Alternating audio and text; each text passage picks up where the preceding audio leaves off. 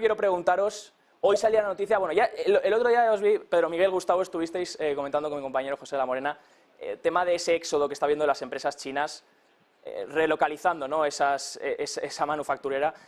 Vemos, por ejemplo, se han movido a India, se están moviendo a Vietnam.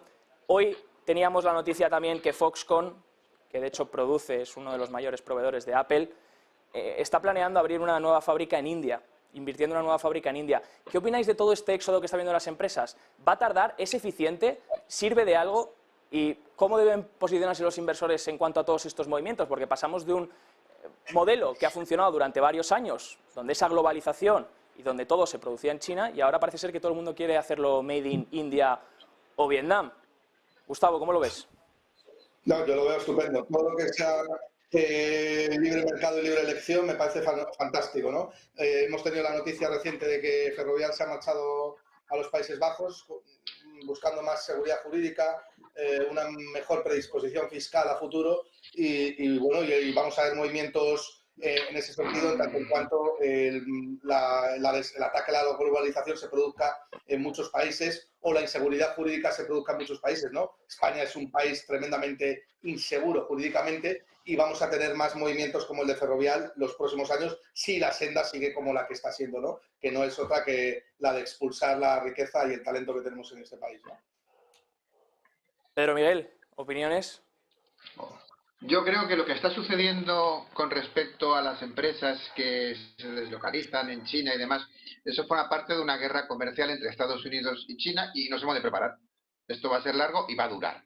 Si combinamos esa guerra comercial, que afortunadamente es comercial, ya no es como sucedía el siglo pasado, combinamos eso con las tendencias al proteccionismo que se dan en todas partes, esto está suponiendo un freno a la globalización. ¿De acuerdo?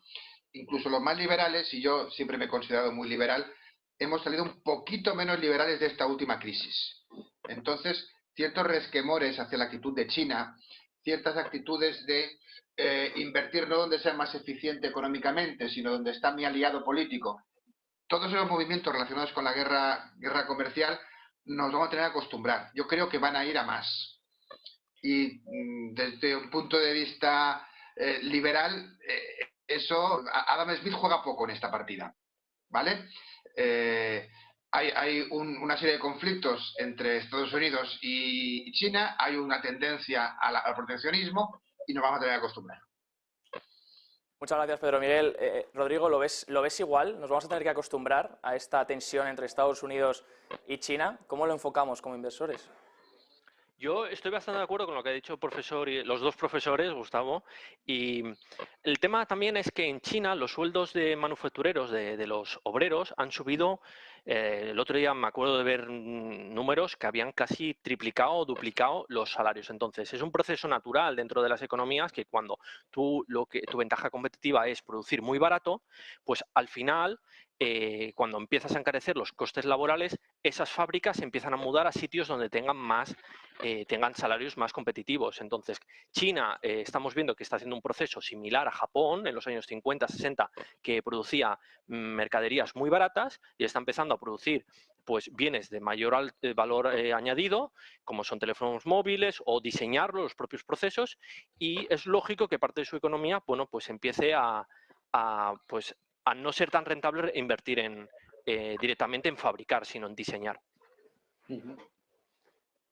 Y dentro de todo esto, quería preguntaros también, ya que me ha quedado claro un poco la situación, vuestra opinión sobre esta situación de este éxodo de las empresas de China, quería preguntaros también cómo veis la inversión ahí, porque hemos tenido estas últimas semanas los PMIs, cómo mejoraban en el país. Estamos viendo, de hecho, el Hang hoy se marca una subida de 0,68%, el Shanghai Index ya está por encima de niveles de lo que estaba en julio de 2022. ¿Es una buena opción mirar hacia China en vez de Estados Unidos? Gustavo, ¿cómo lo ves? Bueno, esa es una pregunta que me hacen muchísimo, ¿no? Y todos los días, ¿no? Oye, ¿cómo está China con respecto al resto del mundo?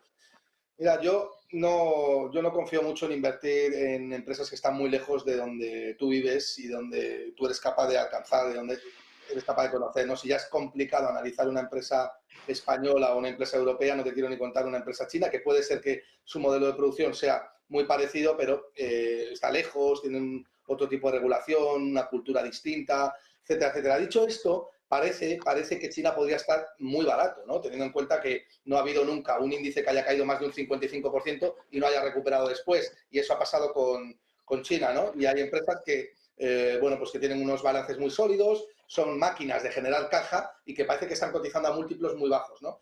Claro que esto es lo de siempre. Si eres capaz de sacrificar esa ventaja competitiva que estás viendo realmente por el riesgo que tiene invertir en China, porque sabemos cómo es la burocracia allí, ¿no? El riesgo regulatorio que tiene, etcétera, etcétera, pues oye, si eres capaz de tener esa o meter eso en tu valoración y penalizarlo en el precio y aún así ver que el riesgo compensa la rentabilidad o el retorno que puedas obtener, pues adelante, ¿no?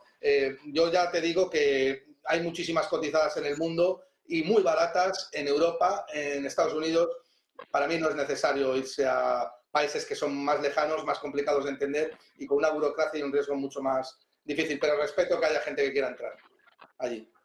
Ahora profundizamos, qué bueno que lo digas, Gustavo, ahora profundizamos también en Estados Unidos y Europa y quiero escuchar también a Pedro Miguel y a Rodrigo sobre su opinión en la inversión en China y ese movimiento que está viendo de flujos. Pero antes, discúlpenme un segundo, tenemos que dar una última hora. Recuerden que Joe Biden y Olaf Scholz se reunían hoy. José de la Morena, ¿qué tienes que contarnos? Bueno, muy buenas noches de nuevo, Javier, como siempre. A estas horas ya saben que están reunidos Joe Biden y Olaf Scholz. De ese encuentro ya se están dando declaraciones. Asegura Joe Biden que tanto Alemania como Estados Unidos están más unidos que nunca y que están fortaleciendo a la OTAN. Y se empiezan a deslizar algunos comentarios de lo que ha ocurrido en esa reunión. Y es que Estados Unidos quiere que Europa sancione a las empresas chinas también si sigue China apoyando, aunque sea comercialmente, a Moscú. De momento, Alemania no ha accedido a esto, tampoco lo ha hecho Francia, a quien le ha llegado también esta noticia, pero es verdad que algunos países europeos estarían incluso por la labor, especialmente países bálticos. Un problema que también han tratado y del que están hablando Olaf Scholz y Joe Biden, que hablan de defender la libertad y la democracia en Ucrania. Bueno, pues un problema del que hablan es de la falta de munición ante la necesidad de producir nuevo armamento y nueva munición, ante el hecho de haber enviado ya tantísimo armamento y tantísima munición a Ucrania para que continúe resistiendo a la invasión de Rusia. Así que frente a esto ya han advertido en varias ocasiones, lo hizo Pistorius la semana pasada, el ministro de Defensa alemán, diciendo que efectivamente había que ponerse manos a la obra en producir nueva munición. En eso está ya también Estados Unidos. De momento se habla de eso, de defender la democracia, de defender la libertad en Ucrania, dicen, y de estar más unidos que nunca, Alemania y Estados Unidos. Nada de momento sobre energía, pero eso sí, sí se ha hablado de la posibilidad de sancionar también a empresas chinas, algo que insistimos de momento, algo a lo que Alemania de momento se ha opuesto. Pues ya lo ven, gracias José, como esto de la globalización cada vez se va torciendo cada vez más. De hecho es tema que estábamos comentando, así que Pedro Miguel, quiero preguntarte ahora mismo tanto opiniones de esto a última hora como eso, cómo deja el inversor invertir en China con esos acontecimientos que todavía no están confirmados pero que podrían surgir y están a la vuelta de la esquina. A ver, invertir en Asia siempre parece, según interesante, ¿eh? Los mercados asiáticos son muy interesantes y China sigue siendo muy interesante. Podemos todos simplificar un poco pensando en, aparte de China, hay otros muchos países asiáticos con unos indicadores económicos formidables. Nos están pasando la mano por la cara en muchísimos aspectos. Lo que nos sucede es que hemos salido de esta última crisis, y perdón que me repita, con muchos resquemores con respecto a China. Y digo un poco lo que decía de la Morena con esto, referente al boicot de China o no. Cuando salió la crisis del COVID, descubrimos que este país era incapaz de fabricar mascarillas. De repente, tal como comienza la crisis, aquí tenemos la mayor empresa textil del mundo, tenemos grandes productores de textil, pero éramos incapaces.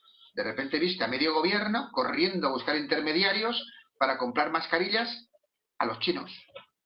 Y gel, y guantes, y EPIs, trajes de protección.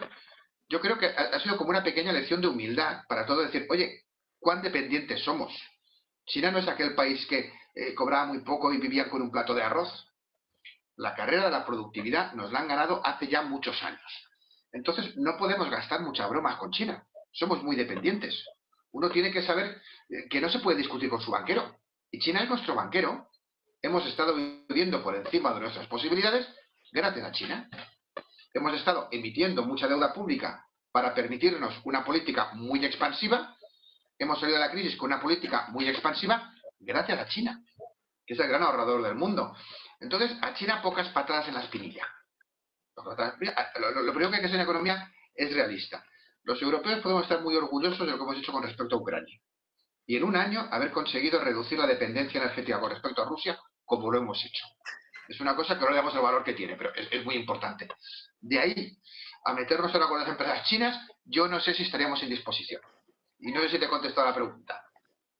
¿Sí? No estamos en disposición de hacer bromas con Para China. Me quedo con esa frase. Rodrigo, ¿lo ves igual? Y desde tu punto de vista, como inversor en CVT Espinosa, ¿cómo estás viendo el país? Además de China, como nos comentaba Pedro Miguel, que hay otras economías también muy interesantes en todo Asia. ¿Cómo lo veis desde ahí?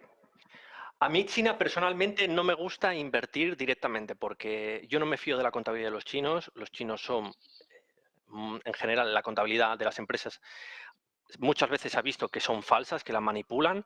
El gobierno directamente no me gusta por los controles de capitales, porque es muy difícil entrar y salir del país. Entonces, China tiene un montón de cosas muy buenas, pero luego tiene un montón de cosas muy malas. Dicho eso, si hay muchas empresas, yo que sé, como Baidu, cae a PER 3, pues el precio justifica el riesgo de la inversión.